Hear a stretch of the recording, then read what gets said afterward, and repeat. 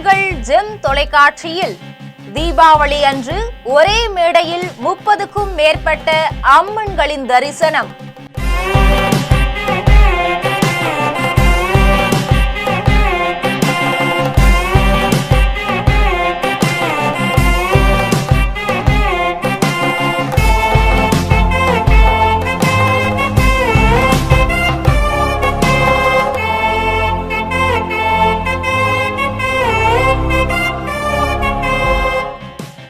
நடிகை நளினி, அம்பிகா, ஃபாத்திமா முன்னிலையில் நடந்த பிரம்மாண்ட அம்மன் மாறுவேட போட்டி. அப்படியே பாலா அப்படிதான் இருப்பா, கொழுக்கு முழுக்குன்னுகிட்ட அழகா வந்து அதுக்கு ஒரு திட்டையெல்லாம் பாடிக்கிட்டு the voice and the grace வந்து வேற லெவல். நல்லி சொன்ன மாதிரி மேக்கப் கெட்டப்னா இப்படி இருக்கணும். ஜெம் டிவி மற்றும் அரோரா புரொடக்ஷன் இணைந்து வழங்கும் அம்மன் மேக்கப் கான்டெஸ்ட் 2025. முதல் பரிசு 50,000 வெல்லப் போவது யார்? உங்கள் ஜெம் தொலைக்காட்சியில் தீபாவளி அன்று காணத் தவறாதீர்கள்.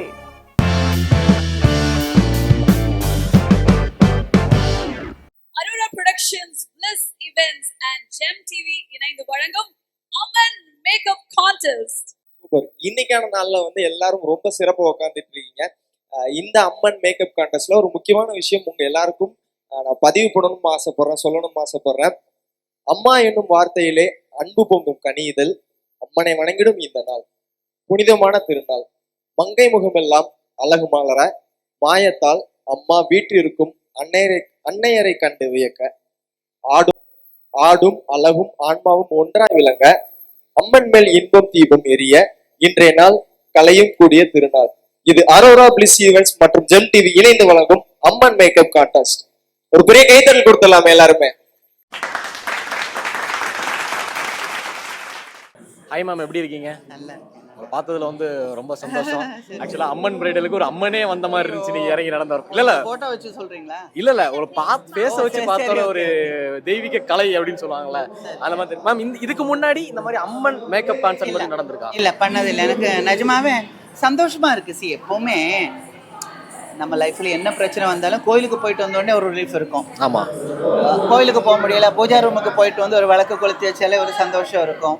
இல்லைன்னா ஒரு கடவுள் படம் அப்படி டிவியில் பார்த்தாலே ஒரு சந்தோஷமா இருக்கும். ஸோ அது எனக்கு இந்த நியூஸே புதுசாக இருந்தது. அப்போ நான் நினச்சேன், ஐயோ நல்லா இருக்கே அப்படின்னு நினச்சேன்.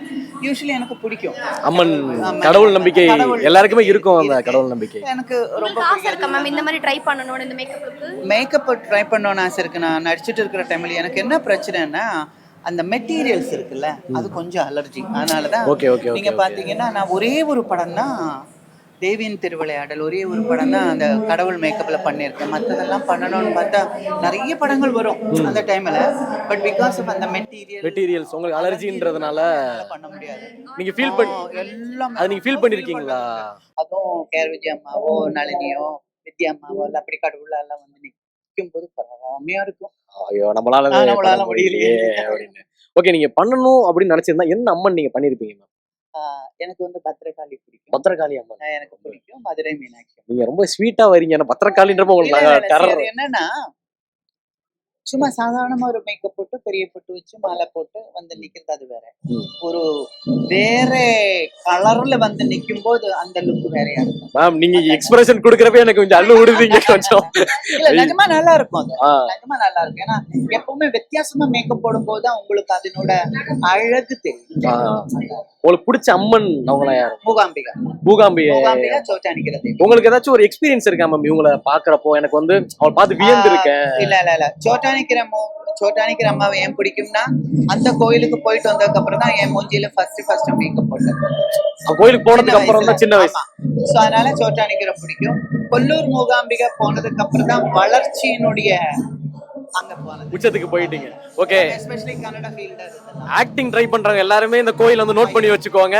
சோட்டானிக்கிற இல்ல எனக்கு பிடிச்சது. ஏன்னா எல்லா கோயிலும் எல்லா தெய்வம் சொல்லுவாங்கல்ல, இவங்களுக்கு இத்தனை சிஸ்டர்ஸ் சொல்லுவாங்க.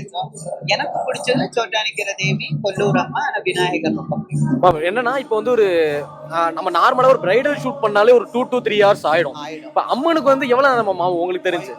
எனக்கு தெரிஞ்சு மோர் தான் 2 hours கண்டிப்பா ஆகும். அதுவும் இல்லாம இந்த ஸ்பெஷல் மேக்கப் இருக்குல்ல, ரெட் கலர், மஞ்சள் கலர், பிளாக் கலர், அது வேற இப்போ இங்க போயிடுச்சுன்னா அது நம்ம டச் பண்ணிட்டே இருக்கணும், இங்க போயிடுச்சுன்னா அது டச் பண்ணிட்டே இருக்கணும், கொஞ்சம் டைம் ஆகும். அதுவும் இல்லாம இந்த மேக்கப்ல அவங்க ரொம்ப கண்ணு கான்சென்ட்ரேட் பண்ணுவாங்க. அந்த கண்ணு கொஞ்சம் பெருசா அப்படி வரணும், அந்த ஐப்ரோ கண்ணு அது அந்த உக்கிரமா lips இருக்கிறப்ப இன்னும் அதிகமாவே பண்ணு. இப்போ இவங்க வந்து ஒரு சேலஞ்சா 2 ஹவர்ஸ்ல நான் முடிக்கிறேன் அப்படின்னு அவங்க சொல்லியிருக்காங்க.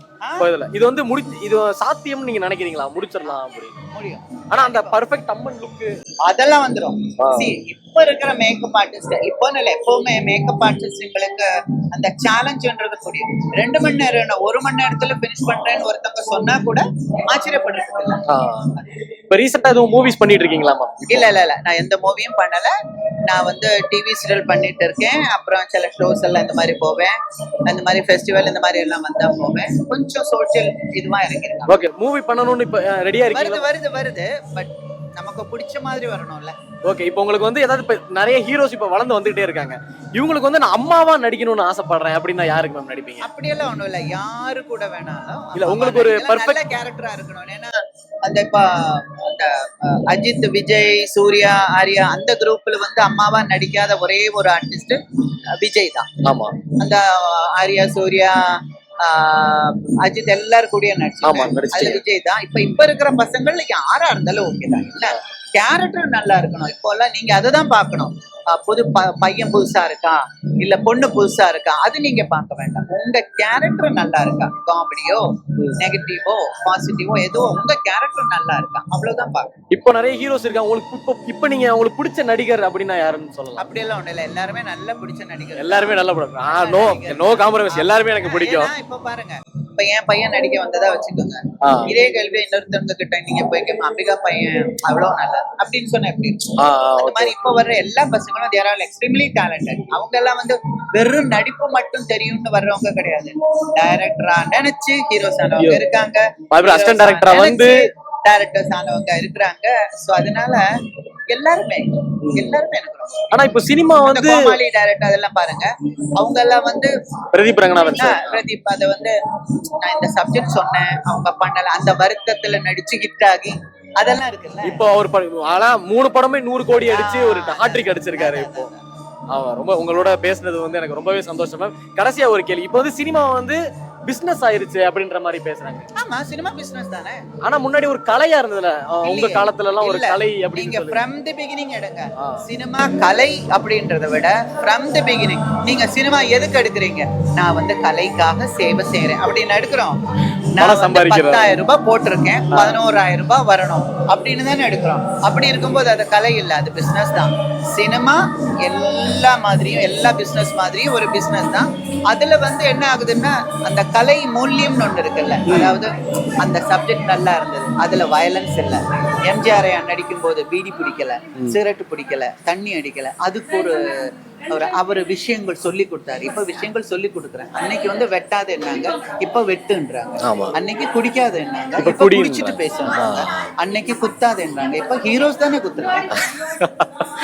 அன்னைக்கு வந்து வில்லன் தான் ஹீரோஸை வெட்டுனாங்க, இப்ப ஹீரோஸ் இல்ல வில்லன் வெட்டுறாங்க. அதனால எப்படியோ அப்படி போட்டாலும் இப்படி போட்டாலும் திருப்பி போட்டாலும் அந்த பக்கம் பரட்டி போட்டாலும் எல்லாம் ஒண்ணுதான். என்ன பணம் உண்டாக்கணும், அது ஒரு பிசினஸ். ஏன்னா வீடு அடகு வச்சு, ப்ராப்பர்ட்டி அடகு வச்சு, கடன் வாங்கி ஒரு படம் ஒரு ப்ரொடியூசர் எடுக்கும்போது நான் கலைக்கு சேவை செய்யறதுக்காக 50 லட்சம் சும்மா கொடுக்கலான்னு நீ முடிவு பண்ணிட்டேன் அப்படின்னு யாரும் செய்ய மாட்டேன். 50 லட்சம் போட்டா 50 லட்சம் தாண்டி ஒரு 50,000 rupees எக்ஸ்ட்ரா கிடைச்சா அது போதும். அந்த மாதிரி. ஓகே மேம், உங்களோட நானும் பேசினது வந்து எனக்கு ரொம்பவே சந்தோஷம். சின்ன வயசுல உங்க படம் எல்லாமே பார்த்துருக்கேன். இப்போ உங்க பக்கத்துல நின்று உங்கள்ட்ட நான் கொஸ்டின் கேட்டது எனக்கு ரொம்பவே சந்தோஷம். எங்க வீட்டுல எல்லாம் பார்த்தா ரொம்ப சந்தோஷப்படுவாங்க. Thank you so much. Okay, so இப்போ வந்து ரொம்ப முக்கியமான ஒரு தருணத்தில் இருக்கும் விஜய். எஸ், ஏன்னா நம்மளுடைய சிறப்பு விருந்தினர்களை 1 by 1 நம்ம ஸ்டேஜில் அழைத்து அவங்க கூட நம்ம ஒரு சின்ன இன்ட்ராக்ஷன் வந்து பண்ண போகிறோம். எஸ், ஸோ முதலாவதாக நம்ம எல்லாருக்குமே 3 பேரும் சரி எல்லாருமே ஆக்சுவலி பரிச்சயமானவங்க தான் இங்கே இருக்கக்கூடியவங்க.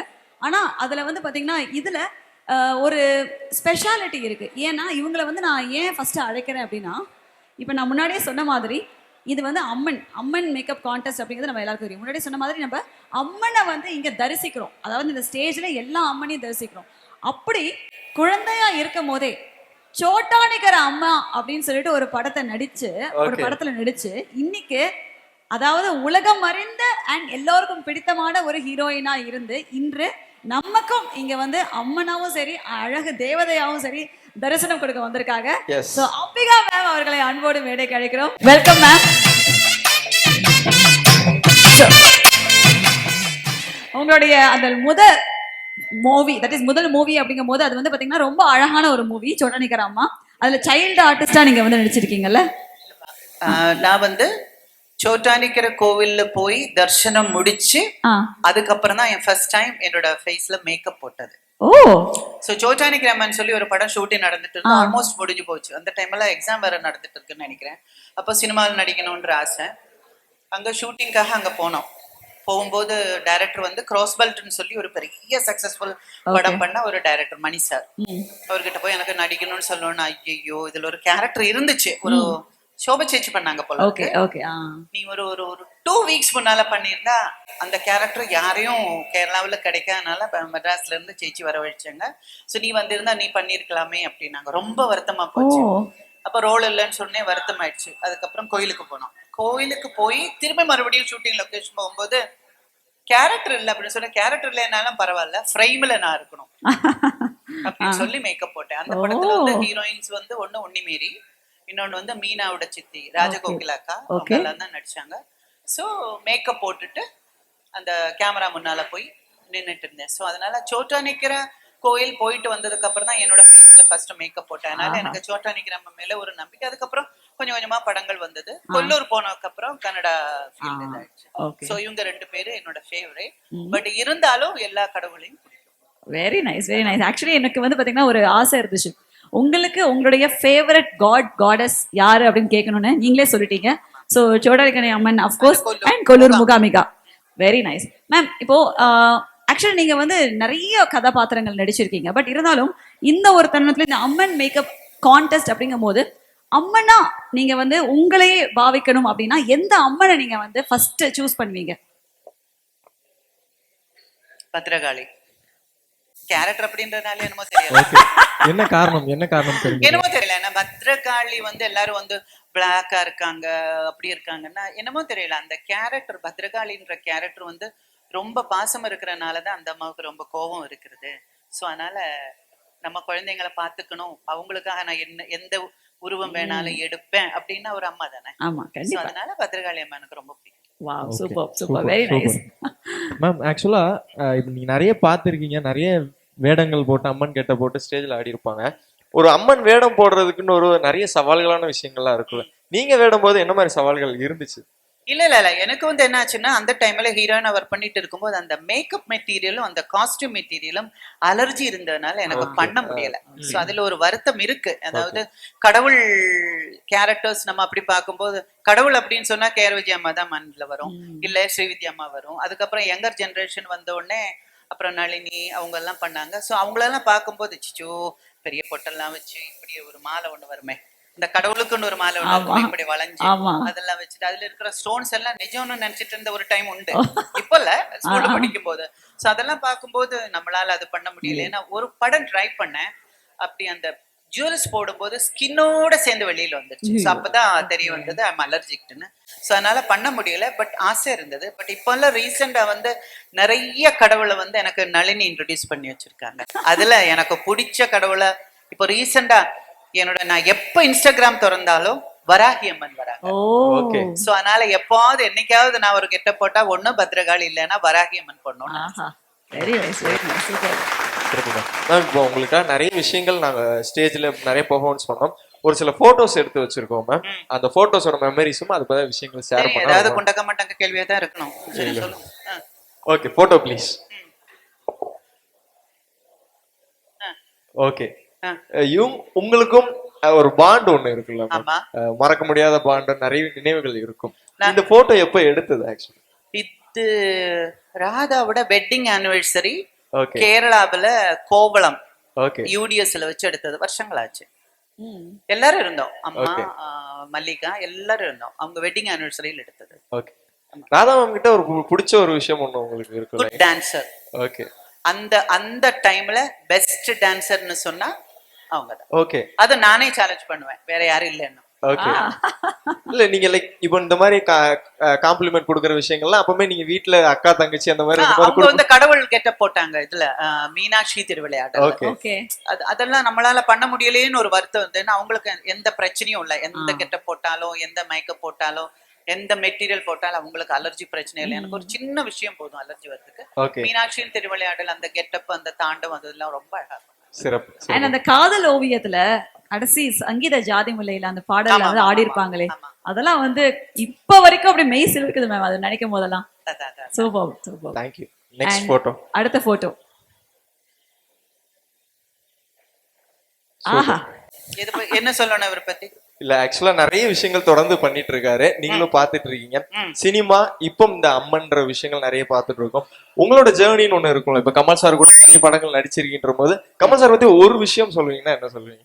என்ன தமிழ் ஃபீல்டுக்கு கொண்டு வந்த பங்குல அவருக்கும் ஒரு பெரிய பங்கு உண்டு. ஓகே. ஏன்னா அவர் வந்து மலையாள படத்துல ஒரு டைம்ல சூப்பர் ஸ்டாரா இருந்த டைம்ல ஷூட்டிங் பார்க்க போகும்போது சினிமாவில் அഭിനയിച്ച് தமிழ்ல வேறெந்தெங்க പറയൂ ഞാൻ ஹெல்ப் ചെയ്യാം அப்படின்னு சொன்னது அவரை காப்பாத்தினார். நானும் ஒரு தொழிலாளி படம் பிரேமாபிஷேகம்லாம் என்ன ரெக்கமெண்ட் பண்ணதே அவர் தான். ஓகே. ஸோ அதனால எனக்கு கமல் சேட்டன்னா ரொம்ப பிடிக்கும். இப்போ வேற எம்பியா இருக்கிறாரு. அவருக்கு வந்து நீண்ட ஆயுசு நல்ல ஆரோக்கியத்தோட நல்லா இருக்கும். Very nice. Thank you so and much. Ma'am எனக்கு இன்னும் ஒரே ஒரு क्वेश्चन. அதாவது நீங்க வந்து நீங்களும் கமல் சாரும் நடித்த படத்துல உங்களுக்கு ரொம்ப பிடித்தமான ஒரு படம்னா அது என்னவா இருக்கும்?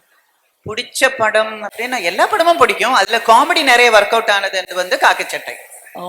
ஆமா, அந்த மொட்டைமாடி சீன் எல்லாம் இருக்கு இல்லையா, அதெல்லாம் நல்லா ஒர்க் அவுட் ஆச்சு. அந்த ட்ரெஸ் வாங்க போறது அந்த சீன், அந்த அங்க போலீஸ் ட்ரெஸ் வாங்க போறதெல்லாம் ஏன்னா காமெடி அவங்க கூட ஒர்க் பண்ணும்போது ரொம்ப பிரமாதமா இருக்கும். டான்ஸ் தான் அவங்க கூட ஈடு கொடுத்து ஆடுறது கஷ்டம். பட் இருந்தாலும் நீங்க ரொம்ப அழகா அருமையா ஆடுவீங்க மேம். பட் இருந்தாலும் எங்க கிட்ட வந்து பாத்தீங்கன்னா எங்க கிட்ட நீங்க கேட்டீங்கன்னா எங்களுக்கு எப்பயுமே அதாவது உங்களுடைய அந்த பேர் இருக்கு தெரியுமா, அது வந்து ஒரு கரிஸ்மேட்டிக் பேர் அப்படின்னு நான் சொல்லுவேன். Thank you very much ma'am. ரொம்ப ரொம்ப நன்றி. Thank you so much ma'am. இந்த ஈவென்ட் பத்தி ஒரு சில வார்த்தைகள் நீங்க எங்களுக்காக பேசிட்டு போனீங்கன்னா ரொம்ப நல்லா இருக்கும். இல்ல ஸ்பெஷலா பேசணும்னா நான் ஸ்பெஷலா பேசுறதுன்னா நான் இந்த மாதிரி ஒரு ஈவெண்ட் நான் பார்த்தது இல்ல. நிஜமாவே சில டைம்ல நம்ம மூவிஸோ இல்ல கெட்டப்போ இந்த கேலண்டர்ல எல்லாம் கடவுளோட போட்டோ எல்லாம் வரும் இல்லையா, அதெல்லாம் பார்க்கும்போது வந்து இந்த கெட்டப் எல்லாம் போட்டு ஒரு ஆளை நம்ம முன்னால வந்து நின்னா எப்படி இருக்கும் அப்படின்னு இருக்கும். அப்புறம் வந்து கோயிலுக்கு போயிருக்கும் போது இதே கெட்டப்ல திடீர்னு கடவுள் வந்து நம்ம முன்னால வந்து நினை இந்த மாதிரி எல்லாம் தோணும். அது எல்லாத்தையும் சேர்த்து ஒரு கண்டெஸ்டா வச்சு அதை மேக்கப் போட்டு வந்து நிக்கிறதுக்கு ப்ரிப்பேரா கொஞ்சம் கேர்ள்ஸ் முன்னுக்கு வந்திருக்கிறது ரொம்ப பெருமையா இருக்கு. இப்போதைக்கு கடவுள் தேவிகள் மட்டும் இருக்கட்டும், அடுத்த வாட்டி பண்ணும்போது தேவர்களும் இருக்கட்டும், ஆணும் பெண்ணும் சேர்ந்த மாதிரி பண்ணுவோமே அப்படின்ற ஒரு ஆசையும் மனசுல வரும். பட் எல்லா கடவுளேனா எல்லா கோயிலுக்கும் போனோம்னு ஆசை. அது வேற நளினி வேற ஏத்தி விட்டுருக்காங்க. சோ அதனால எல்லா கோயிலுக்கும் போனோம்னு ஆசை. சோ அதனால எல்லா கடவுளையும் ஒன்னா பார்க்கும்போது அது ஒரு சந்தோஷம். கண்டிப்பா நிஜமா வாக்கு பலிக்கட்டும். கண்டிப்பா நம்ம எல்லாரும் சேர்ந்து அதையும் வைப்போம். Thank you ma'am. Thank you so much. உங்களோட எக்ஸ்பீரியன்ஸ் இன்னைக்கு ஷேர் பண்ண ஒரு பெரிய கைத்தல் கொடுத்தலாம் அம்பிகா மேம்காக. Thank you so much. தேங்க்யூ.